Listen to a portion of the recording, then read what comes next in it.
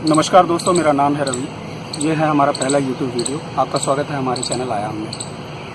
दोस्तों, आज जिस विषय पर आपसे चर्चा करना चाहूँगा वो विषय है पुनर्जन्म का। पुनर्जन्म के बारे में बहुत सारी भ्रांतियाँ हैं, बहुत सारी धारणाएँ हैं। सबसे पहले जो विचारधारा हिंदू संस्कृति इस बारे में रखती है, उस विचारधारा के बारे में मैं आपसे कुछ कहूँगा। दोस्तों, हिंदू संस्कृति ये मानती है कि जब भी किसी व्यक्ति की मृत्यु होती है तो उसका पुनर्जन्म भी होता है, क्योंकि हिंदू संस्कृति ये नहीं मानती कि आत्मा मिटती है। उनके हिसाब से आत्मा अक्षय है, वो कभी मिटती नहीं। उसका सिर्फ ट्रांस माइग्रेशन होता है, यानी कि एक शरीर से दूसरे शरीर में परिवर्तन। जब भी किसी व्यक्ति की मृत्यु होती है, वो फिर से नए जन्म का इंतज़ार करता है। उसकी आत्मा नए जन्म का इंतज़ार करती है और पीछे की जो भी चीज़ें होती हैं वो भुला दी जाती हैं और ज़िंदगी फिर से शुरू होती है, न्यू अफ्रेश। संभावना तब बहुत ज़्यादा बढ़ जाती है पुनर्जन्म की स्मृतियों को याद रखने की, जब किसी व्यक्ति की मृत्यु दुर्घटनावश हुई होती है। ऐसे बहुत सारे उदाहरण और बहुत सारे मामले आए जिनमें लोगों को अपने पूर्व जन्म की स्मृतियाँ याद रह गई, और ये ज़्यादातर मामले उन परिस्थितियों में थे जब किसी व्यक्ति की मृत्यु पूर्व जन्म में दुर्घटनावश हुई।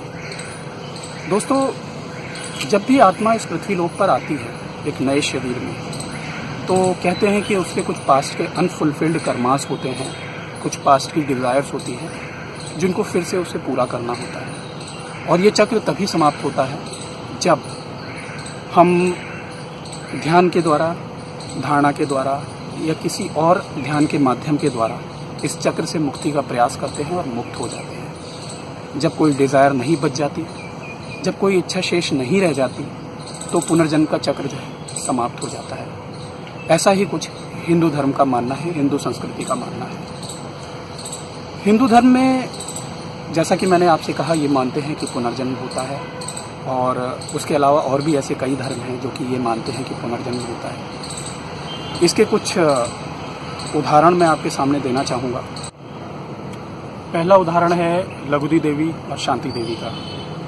लगुदी देवी नाम की एक महिला थी जिसकी मृत्यु बच्चे को जन्म देते समय हो गई थी। उसका पुनर्जन्म हुआ शांति देवी के रूप में। ये मामला इतना बढ़ गया कि इसकी चर्चा, मैं कहूँगा कि इतनी व्यापक हो गई कि ये केस महात्मा गांधी तक पहुंचा और स्वयं उन्होंने इसमें इंटरेस्ट लिया था, और एक टीम भेजी गई थी मथुरा, जहां पर वो पूर्व जन्म में रहती थी। और जो पूर्व जन्म की घटनाएं शांति देवी ने वहाँ के लोगों से, वहाँ के परिवार से शेयर की, तो लोग इस बात से पूरी तरह आश्वस्त हो गए कि ये वही महिला थी।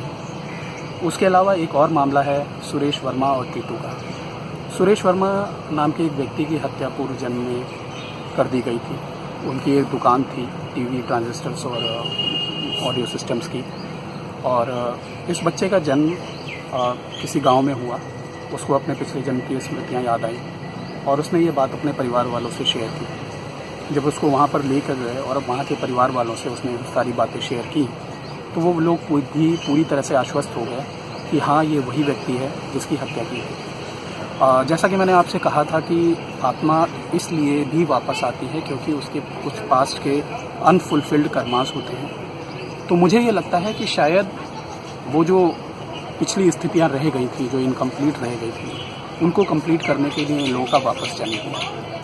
कुछ और भी बहुत ही मशहूर उदाहरण हैं, जैसे कि एन फ्रैंक और बारबरा कैरोलिन और जनरल बी गॉर्डन और जेफरी कील का। आप इनके बारे में इंटरनेट पर पढ़ सकते हैं, और इनमें बहुत ही कंपेलिंग एविडेंसेस मौजूद हैं कि पास्ट लाइफ से दोबारा रीबर्थ होता है।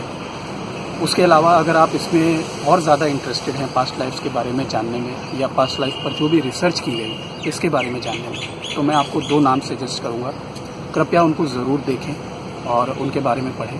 पहला नाम है डॉक्टर इयन स्टीवेंसन का, जिन्होंने बहुत सारे बच्चों के ऊपर केस स्टडीज़ की और अपनी तरफ से भरसक प्रयास किया कि इन केस स्टडीज़ को साइंटिफिक स्केल पर रखा जाए, साइंटिफिकली पढ़ा जाए। और उसके अलावा दूसरा नाम है डॉक्टर ब्रायन वेस का, जो कि बहुत ही मशहूर जाना माना नाम है। उन्होंने बहुत काम किया इस क्षेत्र में। तो यदि आप वाकई इस क्षेत्र में इंटरेस्ट रखते हैं या जानना चाहते हैं कि पास्ट लाइफ्स होते हैं या नहीं होते हैं, तो एटलीस्ट इन लोगों को ज़रूर पढ़ें और उसके बाद ही किसी कंक्लूजन पे पहुँचें। हालांकि आप स्वतंत्र हैं, ये डिसाइड करने के लिए कि पास्ट लाइफ होती है या नहीं होती। दोस्तों, अभी तक जो बातें मैंने आपसे की वो पुनर्जन्म की धारणा के पक्ष में थी, मगर इसका एक और आयाम भी है, यानी कि और भी ऑल्टरनेटिव थ्योरी है जो कि विचारणीय भी है कि ऐसा क्यों होता है कि पुनर्जन्म सिर्फ उन्हीं धर्मों में होता है जो इसमें विश्वास रखते हैं। ऐसा क्यों नहीं होता कि जो धर्म इस धारणा में विश्वास नहीं रखते वहाँ पर पुनर्जन्म नहीं होता, और यदि होता भी है तो उन धर्मों में छोटे छोटे समुदायों में, जैसे कि कबाला, एबिलिक और सूफी, उनमें होता है। मेरा तात्पर्य है कि जितने भी अब्राहमिक रिलीजन्स हैं जैसे कि इस्लाम, यहाँ पर पुनर्जन्म नहीं होता, जबकि जैसा कि मैंने कहा कि इनके ही जो छोटे छोटे समुदाय हैं वहाँ पर पुनर्जन्म होता है। ये एक गौर करने वाली बात है। पुनर्जन्म के बारे में यदि मैं कहूँ तो डॉक्टर सनल एडमार्गू का रेफरेंस मैं ज़रूर दूंगा, जो कि एक रेस्टलिस्ट हैं। बीबीसी ने एक डॉक्यूमेंट्री बनाई थी पास्ट लाइफ्स के ऊपर, और सनल एडमार्गू कहते हैं कि पास्ट लाइफ्स में विश्वास रखना मेरे लिए संभव नहीं है, क्योंकि पास्ट लाइफ्स की धारणा ये कहती है कि जो व्यक्ति जिस भी हालत में है वो अपने पास्ट लाइफ के कर्मों के कारण है।